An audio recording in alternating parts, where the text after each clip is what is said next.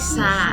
Cerita kali ini menceritakan pengalaman nyata sebuah keluarga di Tennessee.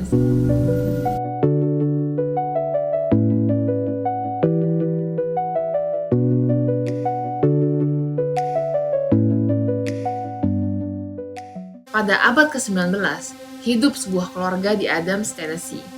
Mereka mengalami kejadian paling menyeramkan yang pernah dicatat dalam sejarah, di mana kejadian itu berakhir dengan kematian. John Bell, kepala keluarga dari keluarga Bell, bekerja sebagai petani dan peternak. Kejadian yang menimpa keluarganya mulai secara tiba-tiba pada suatu hari di tahun 1817. John Bell yang sedang menginspeksi ladang jagungnya menemui seekor binatang yang aneh. Binatang yang ditemuinya berbadan anjing dan berkepala kelinci.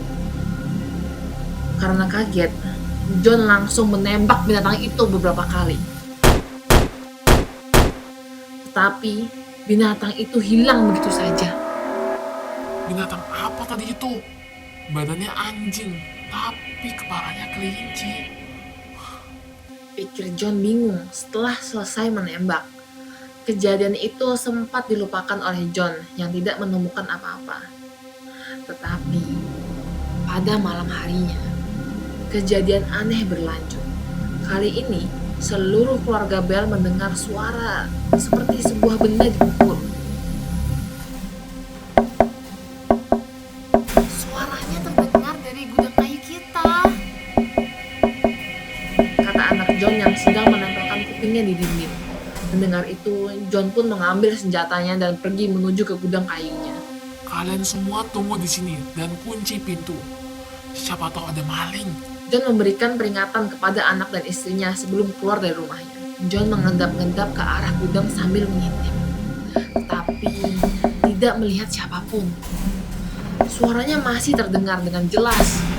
John yang sudah habis kesabarannya memutuskan untuk membuka pintu dan menodongkan senjatanya. Angkat tanganmu! Seketika itu, suaranya hilang dan John melihat gudang kayunya yang kosong.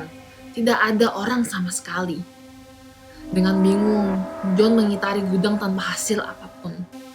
Anak dan istrinya yang menunggu di rumah pun bertanya-tanya melihat ekspresi bingung John. Ada siapa? Istrinya bertanya dengan nada khawatir. Gak ada siapa-siapa. Pas dibuka, hilang suaranya. Setelah dicek pun gak ada apa-apa. Terus, tadi bunyi apa? Aku juga gak tahu. Tadi itu gak ada apa-apa. Mungkin hantu, Bu. Hah? Mana mungkin? Kamu jangan ngomong aneh-aneh deh. Ibunya marah sambil sedikit mulai takut karena kejadiannya yang cukup aneh. Sudah, ayo kita lanjut makan. Suara ketukan itu terus menghantui keluarga Bell pada malam-malam berikutnya.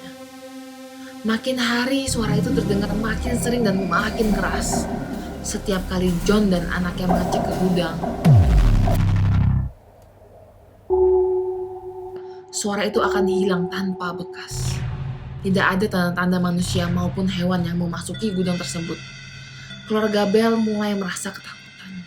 Minggu selanjutnya, teror yang dirasakan keluarga Bell makin meningkat. Anak-anak Bell sering terbangun pada malam hari karena mendapatkan gangguan-gangguan yang aneh. Ayah, aku mendengar ada suara tikus yang menggerogoti kaki keranjangku. Komplain anak John kepadanya. Ya sudah, biarin aja. Nanti ayah bikin jebakan tikus biar dia gak ganggu lagi. John mencoba untuk menenangkan anaknya. Belum selesai kasus tikus yang mengganggu anaknya, anak John kembali komplain dengan ayahnya sambil ketakutan. Ayah, aku takut banget. Selimutku ada yang tarik ke bawah. Terus bantalku ada yang lempar ke lantai. John yang makin stres dengan gangguan-gangguan ini pun tidak bisa menenangkan anaknya. Sebelum kita lanjutkan ceritanya, jangan lupa subscribe, pencet loncengnya, dan like video ini. Dia bingung harus melakukan apa. Apa yang harus kita lakukan? John seperti pasrah dan capek. Kejadian itu terus berlanjut tanpa memberikan keluarga Bell istirahat. Lama-kelamaan, kejadian aneh di rumah itu tidak hanya menimpa anak John, Tetapi ke semua orang di rumah itu, John dan istrinya mulai mendengar suara berbisik yang sangat kecil, hingga tidak dapat mengerti apa yang dikatakan suara itu.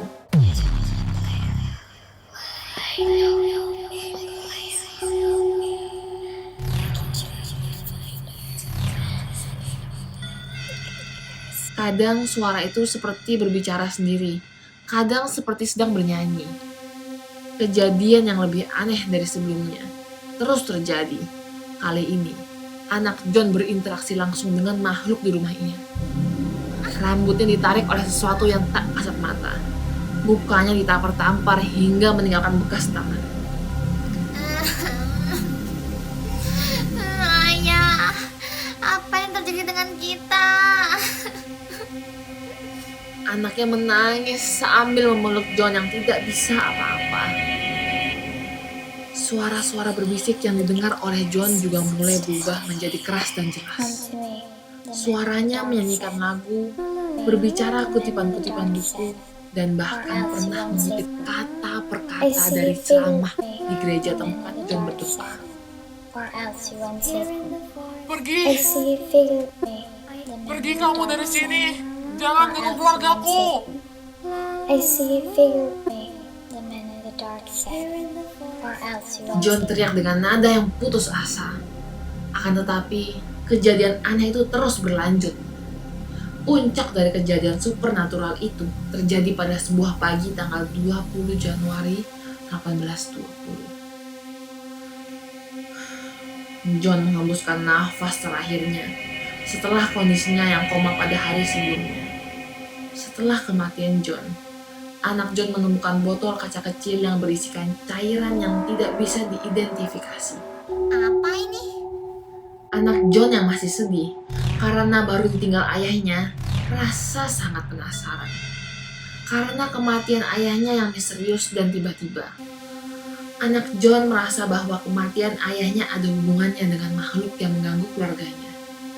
Jadi dia pun mencoba memberikan cairan itu kepada kucing mereka. Kucingnya yang meminum cairan itu langsung mati seketika. Anak John yang belum sempat memproses kematian kucingnya mendengarkan suara wanita. Aku memberikan cairan itu kepada si Tuan John kemarin. Dan akhirnya dia membaik.